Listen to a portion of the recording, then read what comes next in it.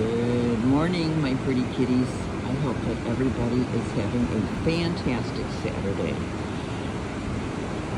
So, it's the start of the weekend. We're almost at the end of the week. And I thought I would do a video. Look at those clouds this morning. You know what's coming in, right? Let me show you. Yeah, we have a high chance of rain. Wait for it, wait for it, wait for it. Dark cloud, dark cloud. It could go kind of a clear cloud. A tongue twister. But yeah, it's pretty dark. And what is so neat, I think, is that of course whenever the rain is coming, look at the motion of the ocean. So I get a lot of questions, text mail, email, of people wanting to know about the beach and like how can people park on the beach and how do they know not to be where the water's coming in. Where you see these posts right there, you are supposed to park behind the post so that during the daytime up until the sun goes down your car is safe behind those posts. Okay, and then you can go out to the ocean, swim, whatever. When the sun goes down, the tide gets very high and it comes in. Now today, you can see right there at the post, the water has been coming in overnight all the way up to the post. So, which is unusual unless there's bad weather. Now over here, right here, where you see the water that's covering like that road there, there is normally a little booth there for the beach attendant to charge parking fees as the cars come in. So there's been several surfers that I've watched this morning that they come first thing in the morning because they want to catch the waves, but they see that they cannot get past the road there and it must be blocked off over here on the side of this house where see how the road runs along there. So a lot of times they will put up the ropes, not letting you in, because I'm watching several of them that have surfboards turning around, which means they have to find somewhere to park and walk their board over. But they're going to have quite a walk, because here, let me show you, let me catch where they are. Okay, yeah, see this parking lot here? Right there, we've got a couple sheriffs that are parked there. So that's private, not public. But look here, like on the side streets, there is no parking on the street. So they'd have to go back a block. Then you go to the next one in front of these white houses. No parking there. Then there's a lot there, but again, that's not public. So wherever they're going to find a park, they've got a good distance to walk with those boards. And that's why you kind of see none of the surfers are out there in the water yet. So, but there were a few kids and I missed them, and they must be tourists because they were just having a ball on their little boogie boards just right here at the water's edge. It was just darling. I love seeing the kids playing in the water. So, especially the ones that get so excited that like they're seeing the ocean for the first time. It doesn't matter if it's 40-degree water or 70 degrees. They're excited to be in it. So, and I want to show you an interesting fact. If you can see these bags here, and they go all the way down in front of properties. Let me come in a little closer so you can see them. Those were put in place because of beach erosion. Over the years, in the few decades I've been here, I've witnessed it. The beach, so see like here, you see a house right here. See these houses here? The one that is like the terracotta color, look how close their pool is to the edge. Well, it never used to be like that.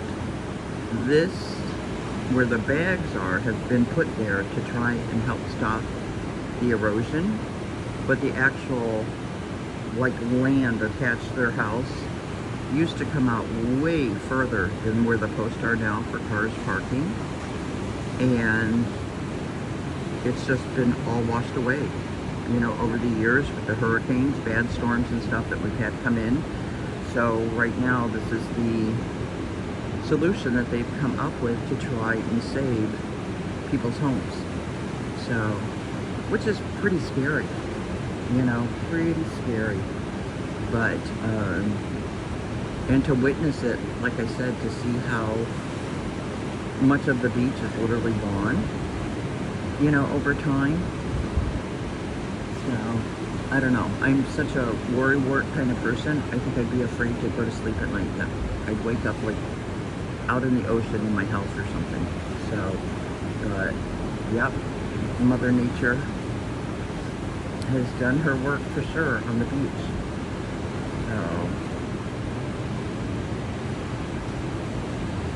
So, here, let's see. Oh, we've got the families walking on the beach over there. We got the little ones down here going to the pool. So, but anytime there's going to be a storm, and you can see how black the sky is, the ocean is really turned up and comes in further. So if you look down, like I've done shots, you know, and shown you guys the beach way up there. You see there's people, but there's no cars. So only cars that are going to be on the beach are going to be beach patrol or the police officers. That's it. So they're not going to be allowed to drive on the beach because the weather is just too bad and it's unsafe. So imagine if you had the beach stretches for miles, and if you had hundreds, if not several thousand cars stuck in sand, and then people trying to get out and then needing assistance to get out, what a mess that would be. So they have their system pretty well down pat about when you can and cannot drive on the beach.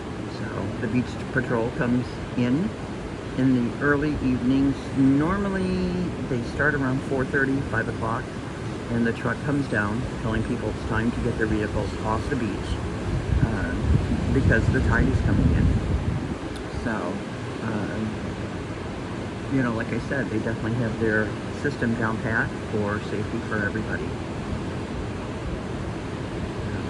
But just the sound of the ocean this morning, I absolutely love it. And, you know, I always say, isn't it amazing that when God created everything, including every speck of sand, every drop of water, that He also had the knowledge to make the water stop at a certain point.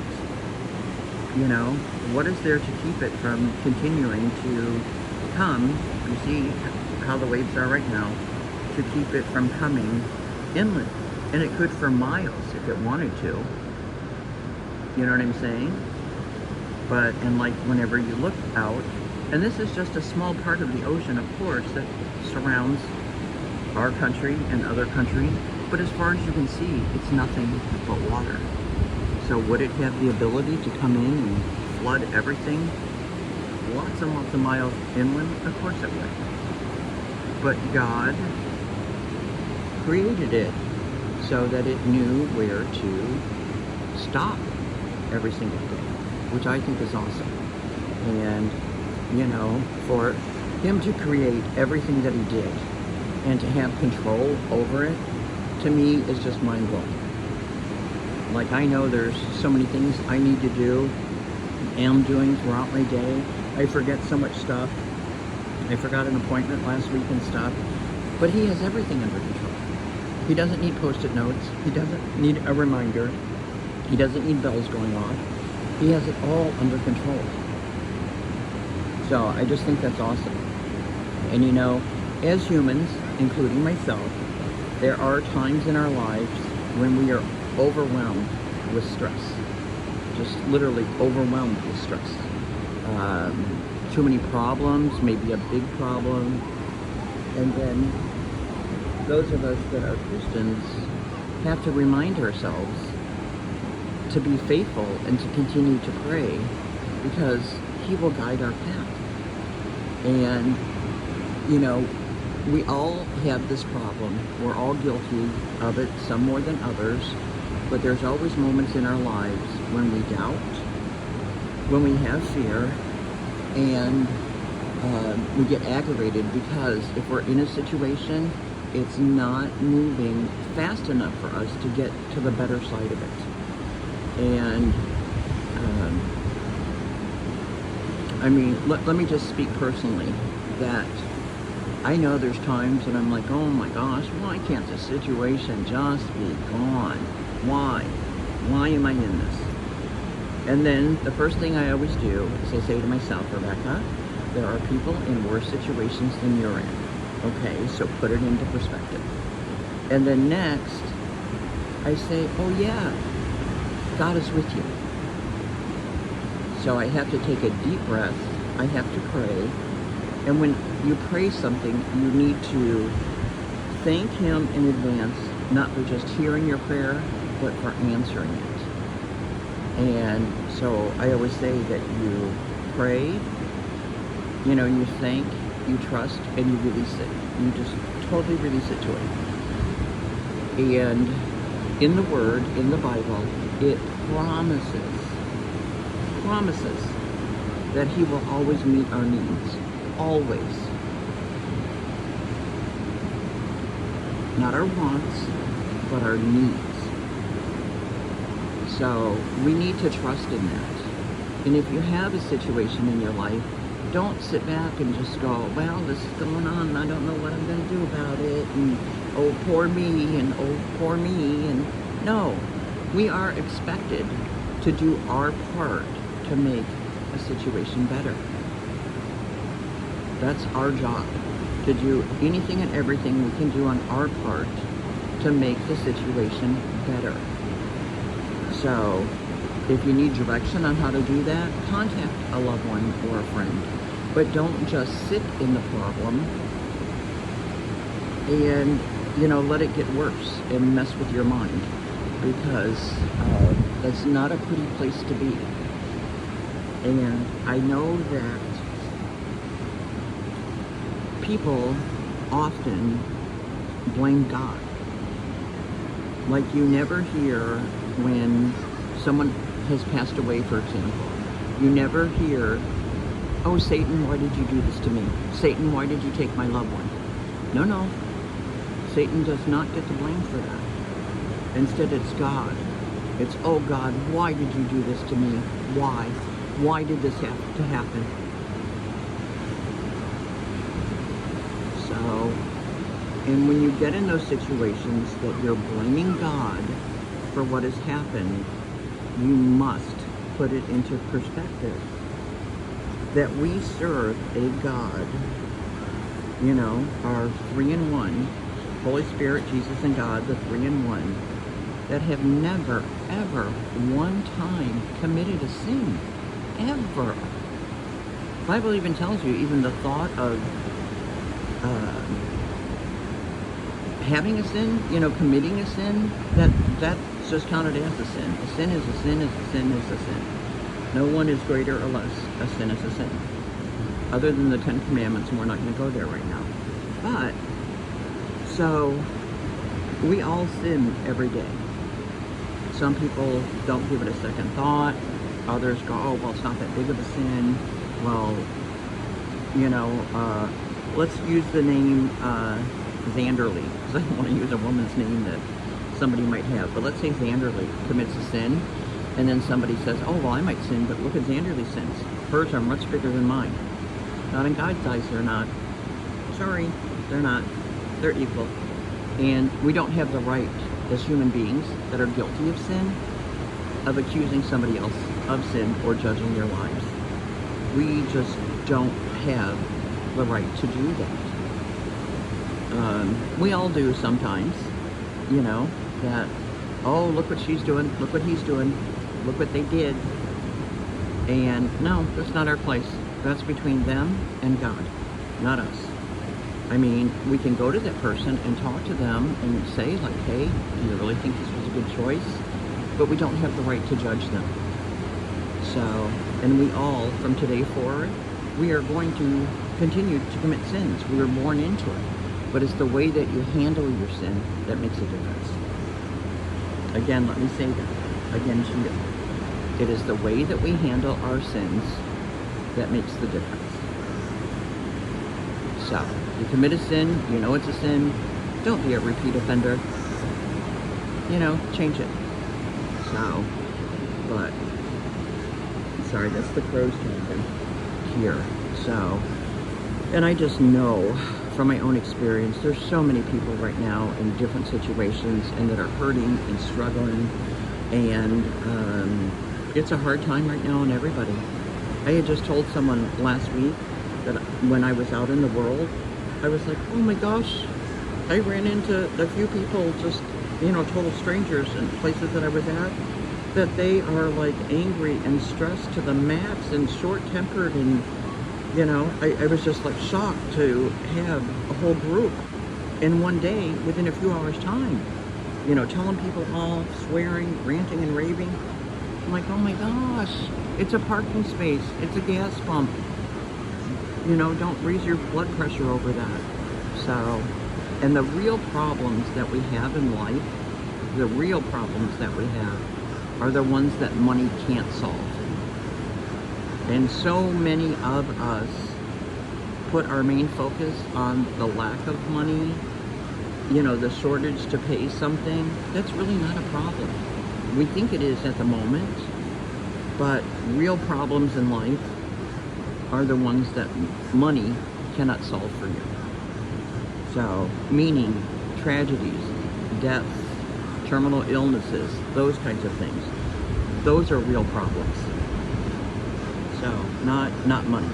Money, you can always find a way, work more, sell something, be creative to generate the dollar. There's always a way to do that.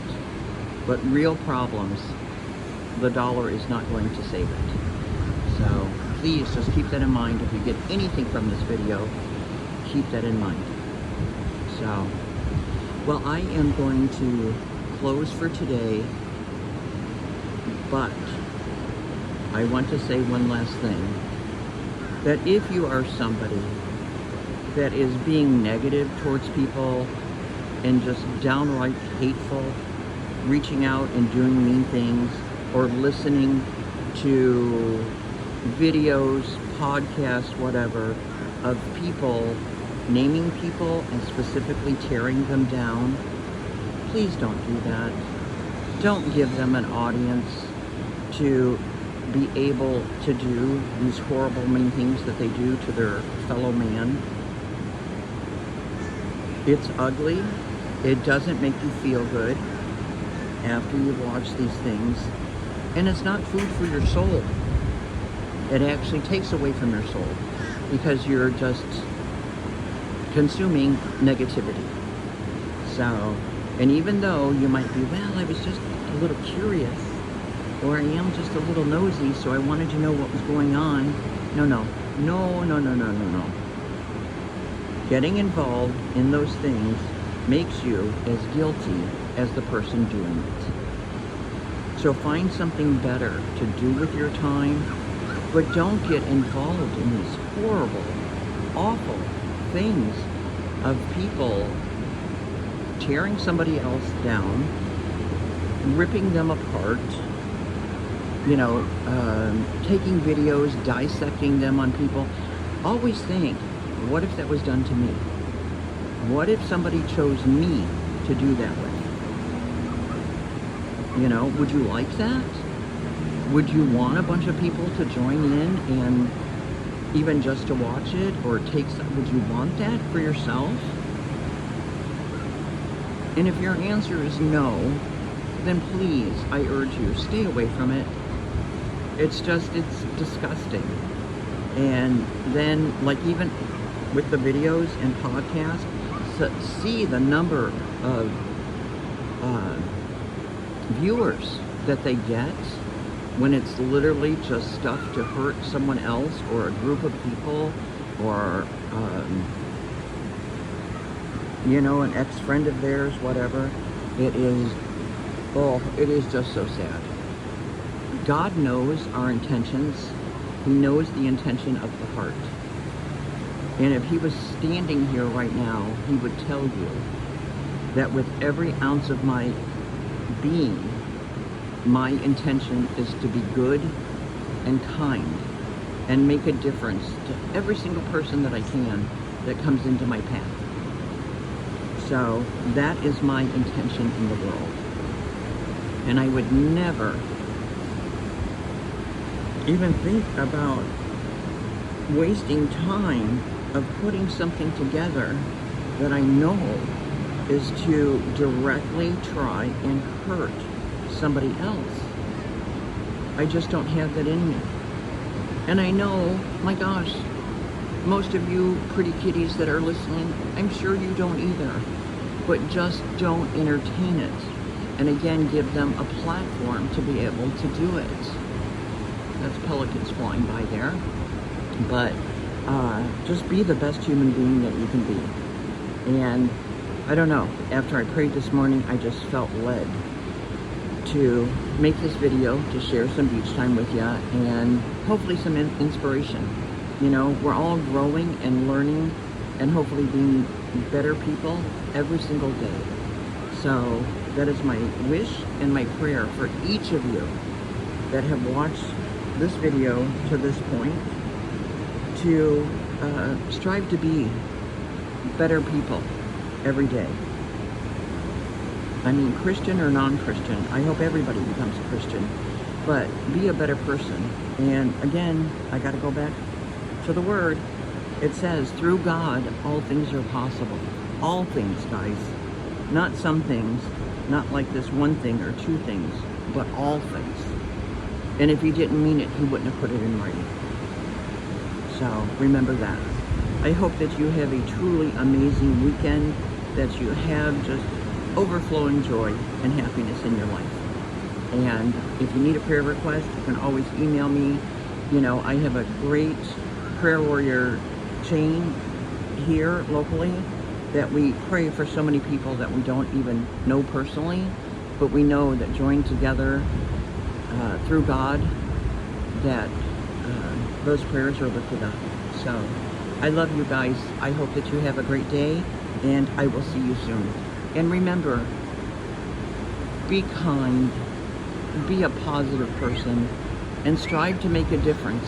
And never, ever, no matter what the situation is, never give somebody the glory of stealing your joy, ever. Okay? So I love you, pretty kitties, and I will see you soon. Happy Saturday.